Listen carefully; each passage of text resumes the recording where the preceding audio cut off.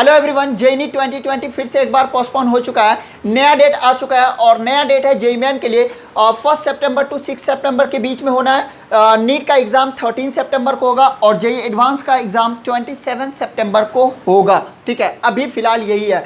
अब आगे फर्दर क्या होगा ये नहीं पता। कुछ बच्चों का कहना है कि सर इसकी क्या गारंटी है कि आगे ये फिर पोस्टपोन ना हो। तो देखो यार, सिचुएशन तो आप लोगों को पता ही है कि अभी करीबन 1 करोड़ मतलब 1 करोड़ से ज़्यादा लोग कोविड-19 से इन्फेक्टेड हो चुके हैं और पर डे ये बहुत तेज़ी से बढ़ रहा है। WHO को कहना है कि कम से कम ये 3 करोड़ तक फैलेगा। तो अल्लाह करे जल्दी से सब कुछ कंट्रोल में आ जाए, लेकिन सिचुएशन बहुत गंभीर है। तो अभी इस पर कमेंट करना सही नहीं होगा कि फर्दर ये और पोस्टपोन होगा या नहीं होगा, इसके बारे में किसी को नहीं पता है। बट आपको ये लास्ट मानना है, ठीक है, और लास्ट मान करके आपको तैयारी में लग जाना है अगर आप जेईई 2020 क्रैक करना चाहते हो तो, क्योंकि एग्जाम तो होना है।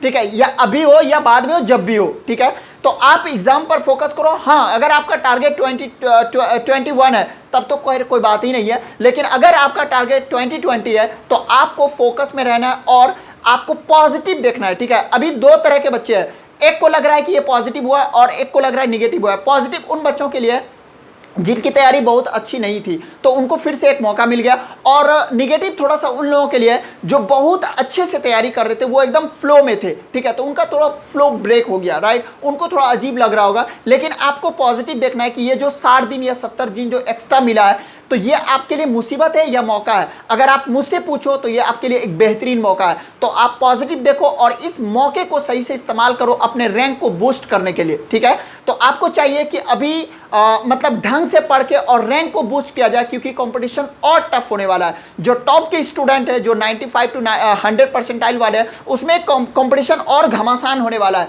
तो इसलिए आपको चाहिए कि आप नया स्ट्रेटजी बनाओ और तैयारी करो। मेरा आपको सजेशन है, 3 काम करो आप इस बीच में।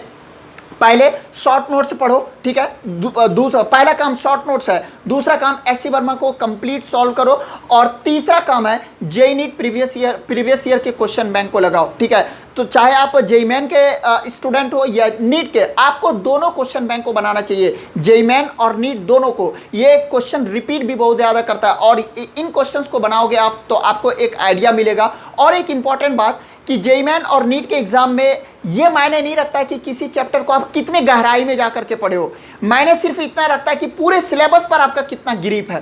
तो आप पूरे सिलेबस को बार बार पढ़ो, सारे फॉर्मूला को आप याद करते रहो। ठीक है, उन चीज़ों को बार बार देखते रहो और जो भी प्रीवियस ईयर क्वेश्चन है खास करके उस पर आप बहुत ज़्यादा फोकस करो। अगर आप ये 2-3 काम करते हो तो मुझे लगता है कि आपकी तैयारी और बेहतर हो जाएगी। ठीक है, पहले से तो आपकी अच्छी है ही, अब इसको सिर्फ बूस्ट करना है। ठीक है, तो मैं उम्मीद करता हूं कि आप पॉजिटिव रहेंगे और आप खुद डिसाइड करो ये जो आपको 60 दिन या 70 दिन जो मिला है, ये आपके लिए मुसीबत है या एक मौका है। ठीक है, बाकी कोविड-19 को छोड़ दो, जो होना है वो होगा ही। आप इसको कुछ नहीं कर सकते, हम कुछ नहीं कर सकते हैं। हम जो कर सकते हैं वो ये है कि घर में बैठ करके चुपचाप पढ़ाई कर सकते हैं। ठीक है, तो क्यों नहीं आप पढ़ाई पर फोकस करो, उन चीज़ों पर फोकस करो जो आपके और हमारे कंट्रोल में है। तो हमारे कंट्रोल में और आपके कंट्रोल में सिर्फ इतना है कि हम घर में बैठ करके चुपचाप पढ़ सकते हैं। ठीक है, इतने सारे फैसिलिटीज़ है, इसको यूज़ करिए और पढ़िए और अपने टारगेट पर फोकस रखिए कि आपको डॉक्टर, इंजीनियर इसी साल बनना है। ठीक ना, तो चलो मैं उम्मीद करता हूँ कि इस नए डेट को आप इंजॉय करेंगे, एक पॉजिटिव पॉइंट ऑफ व्यू से देखेंगे और आपको खुद डिसाइड करना है कि ये जो नया डेट है, ये जो 60-70 दिन आपको एक्स्ट्रा मिला है, ये आपके लिए मौका है या मुसीबत है। आप खुद डिसाइड करो। चलिए फिर मिलते हैं। ठीक है, थैंक यू।